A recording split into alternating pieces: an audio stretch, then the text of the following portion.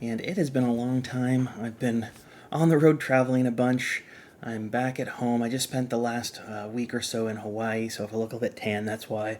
But I just flew back yesterday evening. I got home about 10 o'clock at night, so I didn't really have too much time to work on a pack review because I needed to sit at my computer, crunch all the numbers for you guys. And then, in addition to that, I did not want to give a pack review because of the original way that this pack was presented to us. Originally, a handful, 4 of the 6 gold final form cards only were 3 orb instead of 5 orb. Now, I had some people ask me what that meant when they saw my video the other day. Any card that you've paid for up until this point, if it was a gold card, it would be a 5 orb ability, meaning it costs 5 orbs to use it, and it does a full damage. So if it's a critical strike, it would double the card's attack. If it was a protection, it would double the card's defense, so on and so forth. A 3 orb, however, has always only been a free-to-play card, a card you can get for free in the game. And those are not as strong. They only do half as much, so it would be an amplify instead of a critical strike, where it only does half of the card's attack is increased. So if it had 10 as its attack, it would make it 15, if that makes sense, instead of being 20. So those cards aren't as good. And this was the first time that in the game we've had that happen where a premium card was a lower quality. And I couldn't stand for that, so my boycott or protest was I was not going to review the pack until that was changed, because I thought it was a mistake, honestly. I had told Monumental about it about six weeks ago, and I thought maybe they just didn't realize what I was talking about or didn't understand, but apparently it was an intentional decision on their part. I don't know why.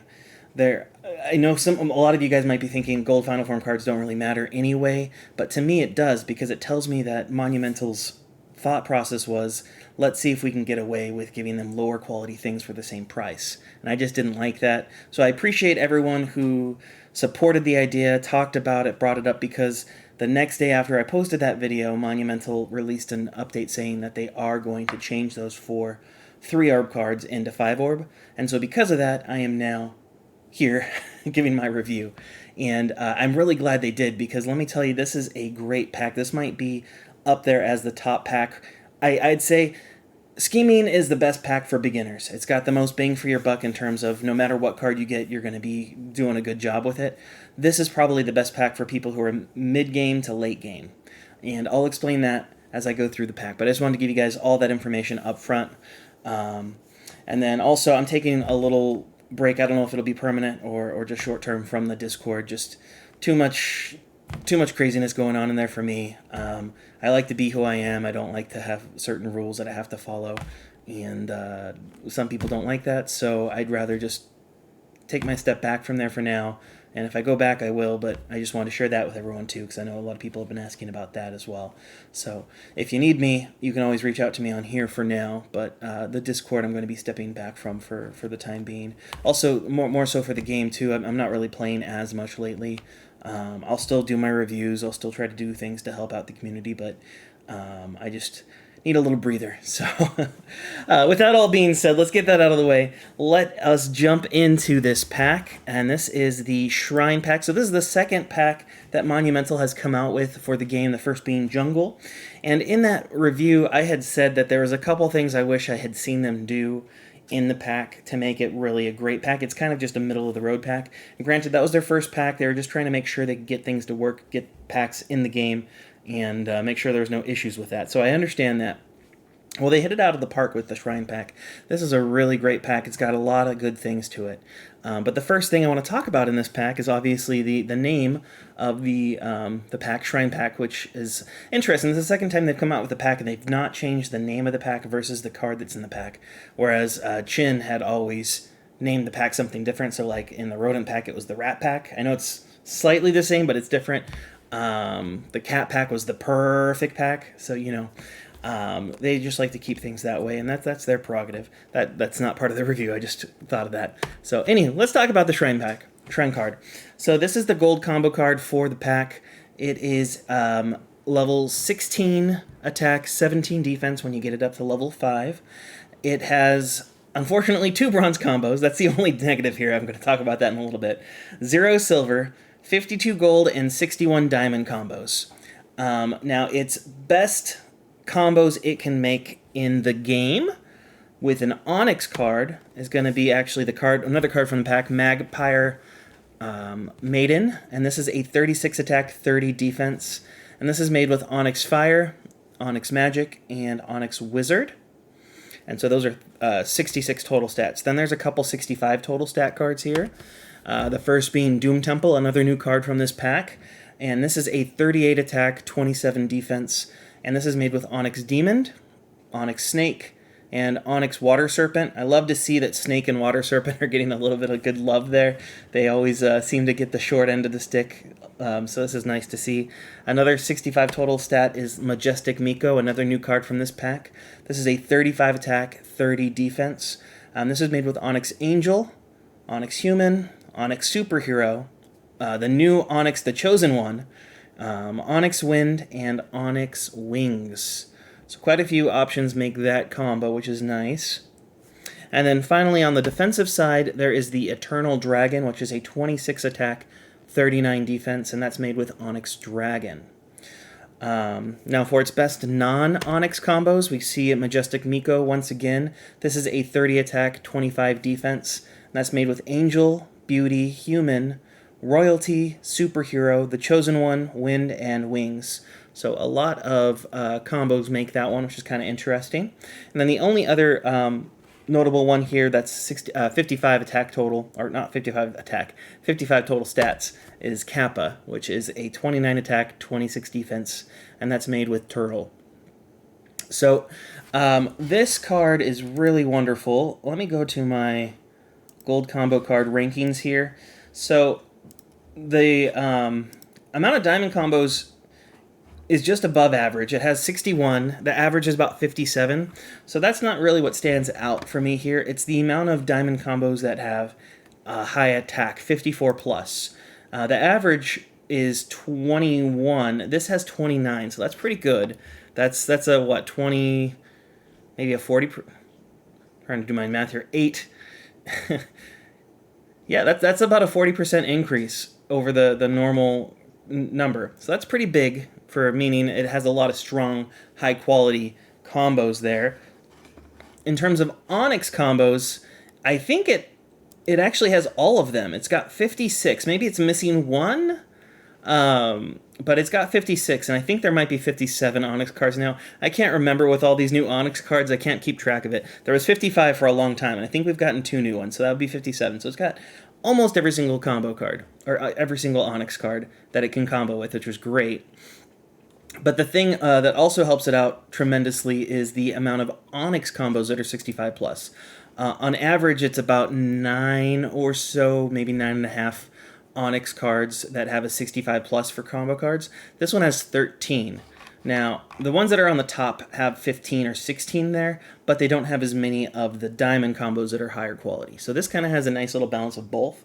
And because of that, it actually ranks at the same score currently with Villain and Horn. Now, I haven't added in the new Onyx cards for those two, but I have here. So it might be just below those two in terms of ranking, but either way, it's going to be a high 4.5, a low 5-star for the Shrine card here. So this is a definite great gold combo card. For overall speaking, I didn't have enough time to look at the free to play side of this, if it's good on that side or not.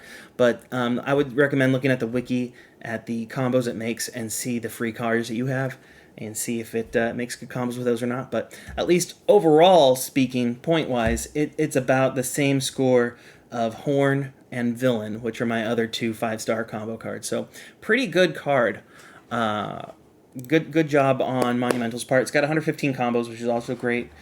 But let's jump into now the other card that you want to know about in this pack, and that's the Chosen One. This is a new Onyx card for this pack. This is a previous gold card that is now being converted into an Onyx card. And because of that, it's got a lot of perks and benefits. It's definitely one not to sleep on. first off, it becomes 22 attack, 23 defense when it's leveled up to level 5. It does have 106 combos, 0 bronze, 2 silver, and 38 gold. And the majority, 66, are diamond. So primarily diamond combos here. Before I get too much into this, though, I just remembered, for Shrine, my only caveat, my only downside with this was the fact that bear and bird with Shrine make tree, which is a bronze card. Sorry, I just did not like that, but it's okay. Okay, go back to Chosen One. Now, something important here, it has 22 combos with Onyx cards that are 70 plus total stats. That is the most of any Onyx card, so that's pretty amazing.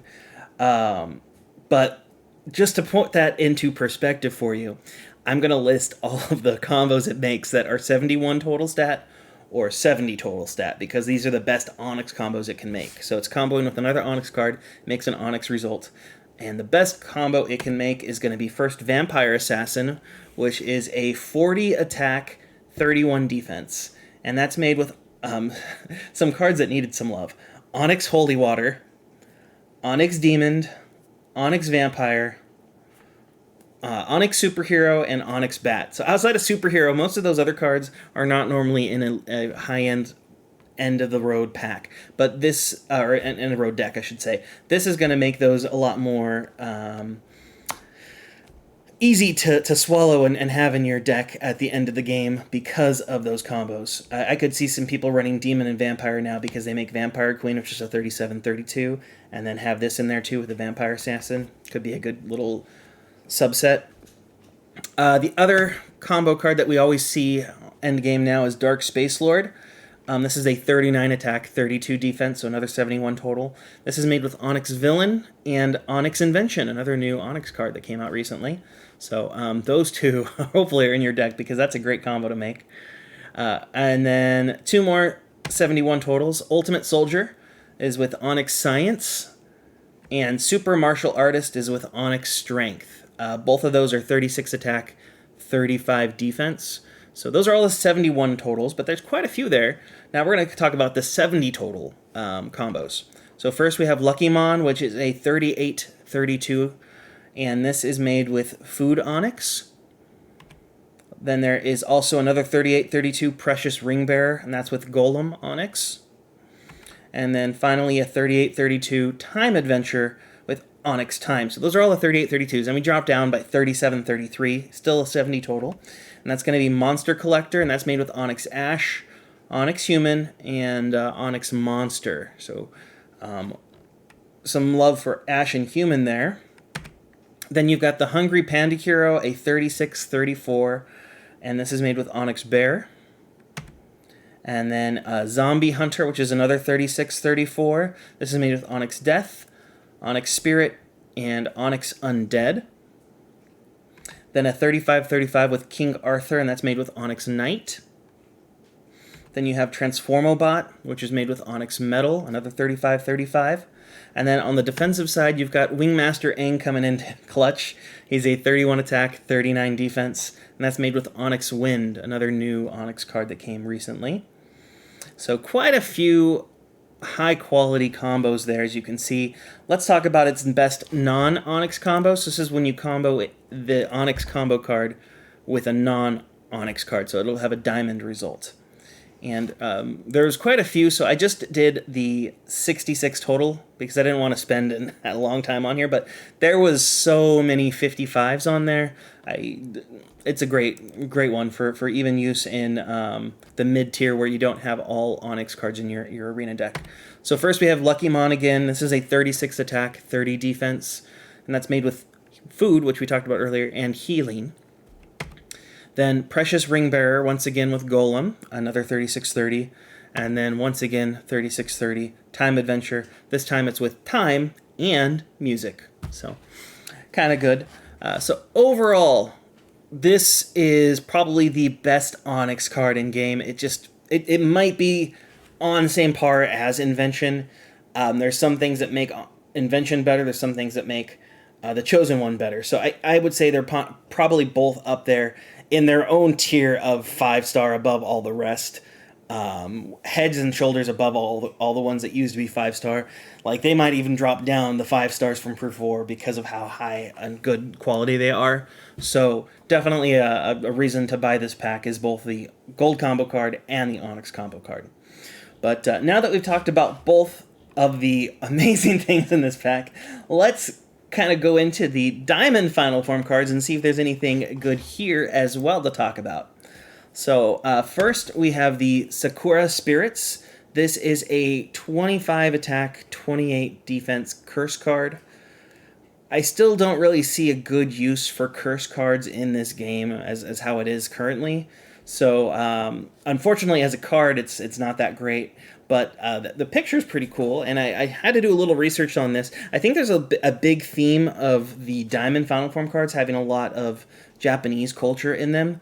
So Sakura is the Japanese word for cherry blossoms, and you can kind of see the cherry flowers that are on the spirits and all around them. And cherry blossoms represent both life and death. So I kind of think that's why they have these little spirits on there to kind of represent that. And then it also happens to be a poison that's in there too. So that's my best understanding of what this card is supposed to represent is the idea of the cherry blossoms spirits. And cherry blossoms are a big part of Japanese culture. Then another part of Japanese culture is Pokemon. So you got Evomon here. This is one of the 2 critical strike cards in this card set. So this is a 31 attack, 23 defense.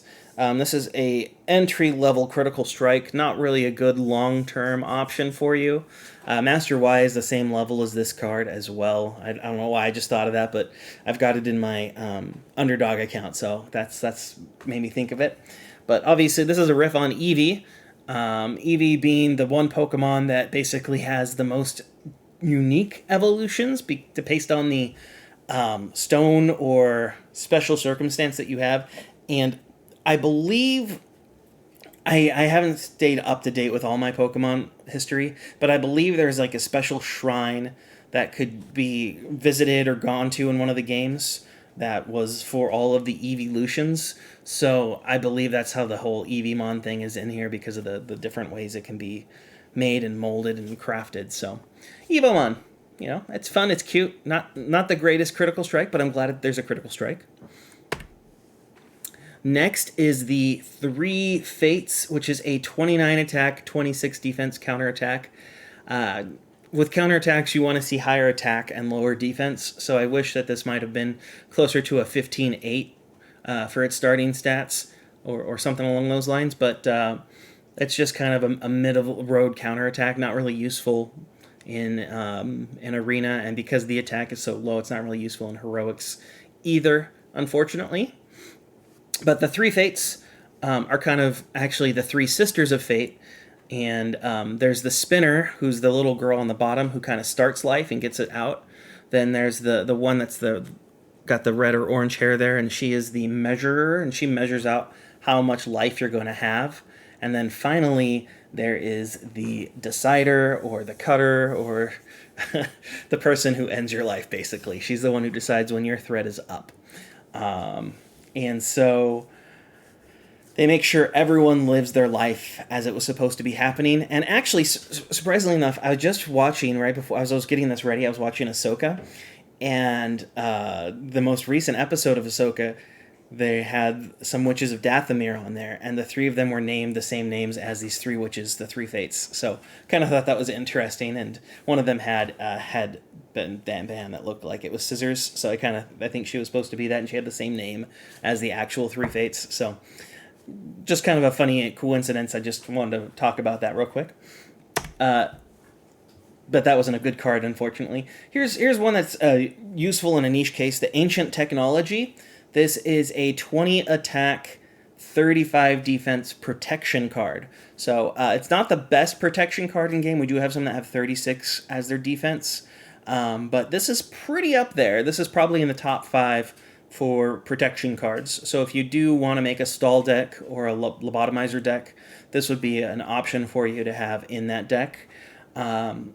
My best guess for what this could be, and I don't know, I'm you have to forgive me on this, but I was thinking maybe Stonehenge, because a lot of people think of it as like an ancient technology to kind of talk to aliens or something, or I don't know, because it was really difficult to figure out how they got those stones in the middle of nowhere without any special tools. So, if you know a better idea for ancient technology, put it in the comments. That's the best thing I could come up with. But pretty decent protection card, just niche uses. Then the card that has probably the coolest artwork here, the Veined Castle. This is a 32 attack, 24 defense absorb card. I wish there was more uses for absorb cards like curse cards. I mean, curse cards at least have a stall method to them. Absorb cards can't really be used in arena, and when it comes down to it, they're not really useful in heroics long term. They have some niche benefits before you're able to clear it, but once you're able to clear it, you really want to get rid of them and just get lowest turns possible. So unfortunately, that's not that great, but this is a good level for an absorb card. Is what I like to see for and stat-wise, and I love the artwork on it. Obviously, it's a riff on Castlevania, so Veined Castle, which is actually a reference to Dracula's castle in the Castlevania games. And it's a symbol of his magic. And quite a few of the good cards, or the cards that needed love, I should say, combo with Veined Castle and Shrine. So if you have like Bat Onyx or Blood Onyx, you actually have a decent combo here. So that's the good news for that. It's beautiful artwork. It's just unfortunate that there's not really a use for absorb cards in this game. I wish there was. Next up is Majestic Miko, which we talked about earlier. She has a lot of the high good stats, but she's a 31 attack, 26 defense crushing blow. Fortunately, that's a little bit of an entry-level crushing blow for stat-wise. I mean, stat-wise, it's the best you can have for a diamond card, but the layout for it isn't that great. This is another one where I'd like to see it being maybe 18 and 7, so it would be, closer to a 34, 22, or whatever that is. A much more better useful crushing blow. As it is, you could get away with using it in heroics or as an entry-level for arena, but probably not. Now, in terms of what a Miko is, Majestic Miko, a Miko is actually a shrine maiden, and she performs rituals at shrines and cemeteries in Japan. So I think that's just trying to be a riff on that, is what a Miko is. She is literally the person who does all of the special ceremonies at a shrine. And then finally, the best Diamond Final Form card from this pack is a card I really have a hard time saying. Amaterasu or Amaterasu, I don't know. Amaterasu is what I'm going to go with. But this is a 35 attack, 21 defense critical strike.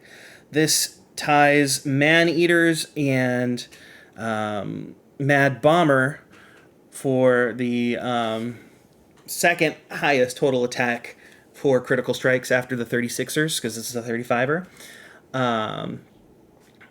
But Amaterasu is the goddess of the sun in Japanese mythology, and she's actually portrayed as a wolf in the game Okami, which came out for the PlayStation 2 like 15 years ago.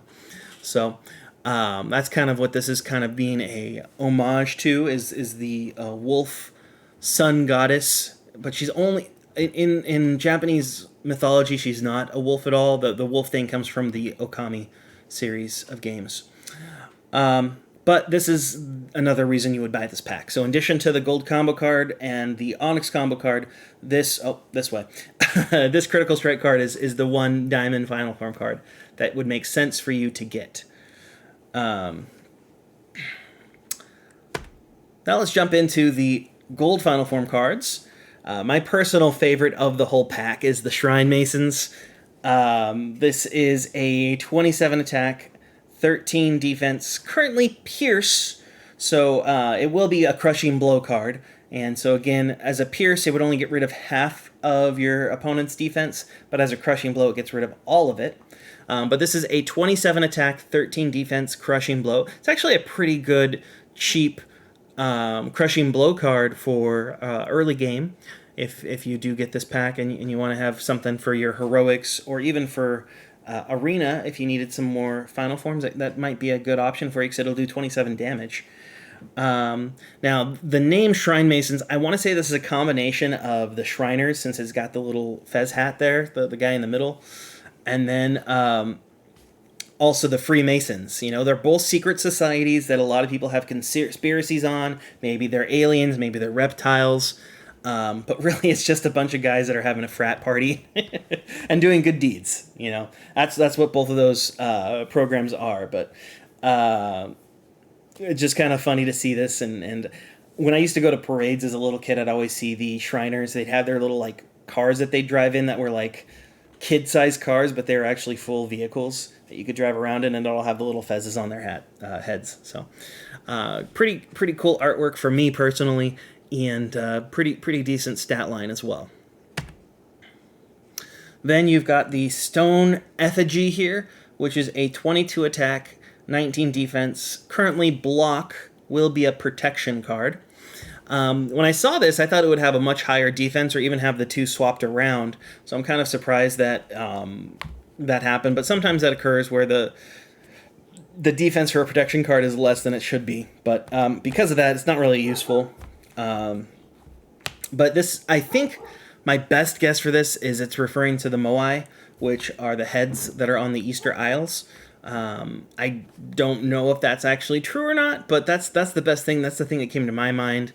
The Easter Island heads.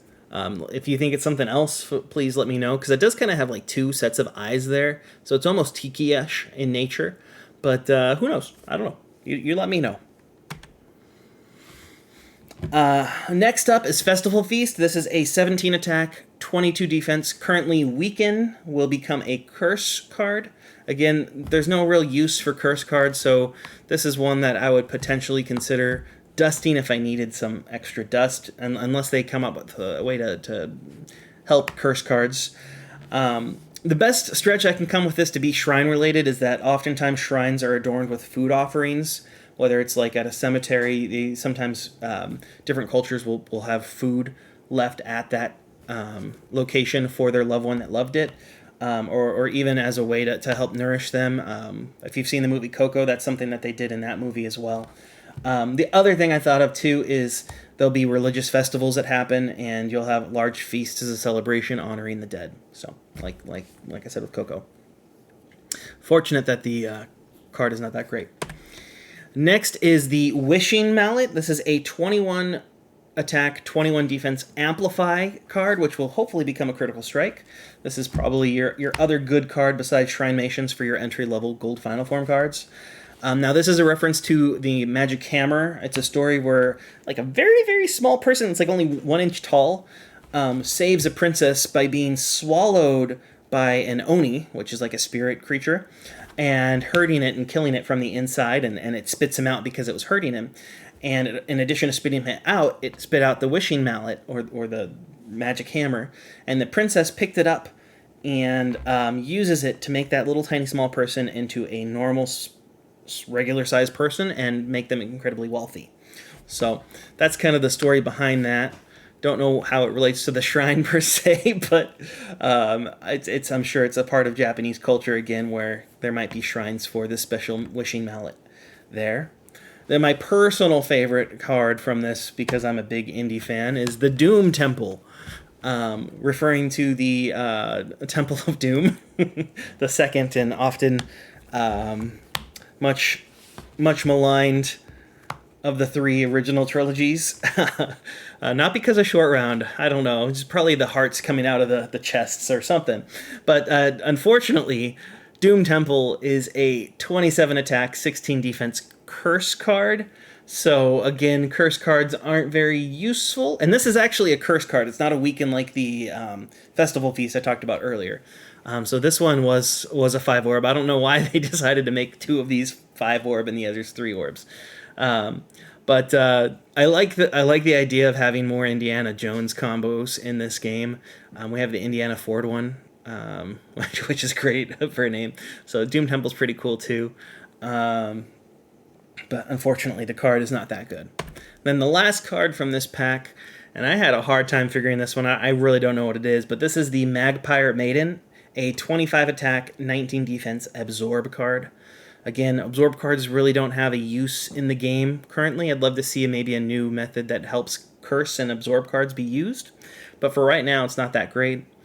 My best guess for what this is, and this is a real stretch, is there's a manga called The Workshop Witches, and the main female witch that's in that is a fire one, because she's kind of got like a yin-yang fire thing going on there, and magpire is obviously a reference to a fire. So that's the best thing I could come up with, but I don't know anything about that manga, so I don't know. If you have an idea for this, please let me know. She's kind of got like a maid outfit on, but she's also a witch, so that could be another way this goes.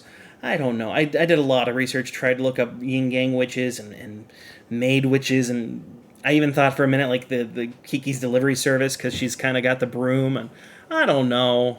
So if you guys have an idea, let me know. But to recap, Shrine Pack. One of the best gold combo cards in game. One of the best Onyx combo cards in game. One of the best Diamond Final Form card, Critical Strikes in game. And that's it. Everything else in this pack is just okay. Not really useful. Great artwork, but that leads me to, again, saying this is not, in my opinion, the absolute best pack in game. I think still Scheming takes that, because almost every single card in that pack is useful and usable. In this pack, you've got maybe 4 or 5 cards that are actually usable, but they are some of the best in the game. So if you're a beginner, you could invest in this. It's got 2 Critical Strike cards that are really going to be helpful to start out with, but again, Evomon will drop off very quickly for you.